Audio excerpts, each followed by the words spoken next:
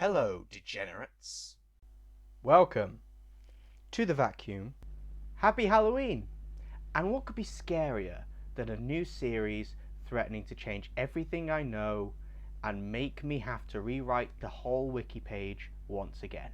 It's Doctor Who season, which means, once more, it's time to see what agenda-advancing, franchise-fadoodling, canon-cucking, political not-incorrecting shenanigans that Chibnall et al. Are up to this time. So what we have here is the format of Broadchurch, the runtime of Trial of a Time Lord, a concept from your average Big Finish box set, and a man named Dan. Very generic stuff, not at all what we've come to expect from the imagination that brought us Series 3B. But I'm sure this is nothing to worry about. After all, a final season of only 6 episodes with many plot threads to wrap up, penned mostly by the showrunner, has resulted in good things in the past. There are 2 types of Doctor Who companions I find when we're first introduced to them. You have ones who have their worlds changed by the Doctor when we first meet them, those are like Amy or Rose, and then you have ones who seem like they'd be a good part of the Doctor's world, they're already pre-built to be pretty competent companions, those are your Marthas, your Claras. I'd assume Dan was going to be part of this category, but Yaz is filling that niche fine enough, and they've put a bit of effort into fleshing him out, certainly. We know he really likes Liverpool, and there's a bit of pride to him, a bit of loneliness, which was decent. Whittaker revealed in a recent Q&A that she once went as Poe the Kung Fu Panda to a fancy dress party one Halloween. And this makes so much sense once you really think about it. You see, Poe is a mixture of white, but also black. He's a diverse costume, and he's representative of what the BBC are trying to turn England into. They want to they're doing a social experiment to try and mix in the black and the white, and they're doing all of this through Doctor Who episodes. But let's get off Dan and talk about everything else in the episode. That may take us a while.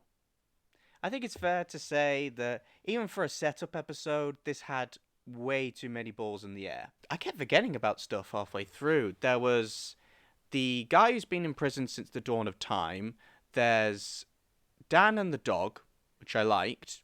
I think that is a perfectly winning dynamic. There's the girl who knows the Doctor from the future and the angels. There's Dan's date being lured into a haunted house run clearly by Molag Bal. There's Vinder and the planets being destroyed. Yeah, I kept forgetting about that. A planet being destroyed. Should be a big deal. And of course we have the return of the Sontarans, but that's more of a lead into the next episode, so I'll give that a pass. My God. The actor who played Poe in Kung Fu Panda is called Jack Black. Don't you see? Jack Black. The agenda is there. They're not even trying to hide it anymore. See him, see the heart of him. And to be fair, some of the things do interconnect, and I suppose that's kind of interesting to kind of watch a puzzle unfold, but I don't know, it felt like some of the pieces there we could have saved for later on. And we know what the flux is. We've got a clear answer to that. I mean, it's basically the reality bomb from Journey's End, but we never got to see that in use, so that's cool. And given the way this era's handled mysteries, I am thankful for that.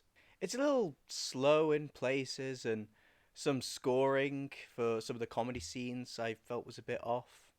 And I really liked the future dogs coming back to save the human race. Sometimes against their will if they have to. It's cute. I like it. I know what you're going to say. Ben, everything you said was incredibly vague. Ben, you didn't even explain why you thought this was the worst episode ever. Ben, it's almost as if you filmed this in advance so you could leave early and go for drinks with your mates instead. But I don't need to properly explain my opinions. I'm honest. which is almost the same thing as being correct. Good night.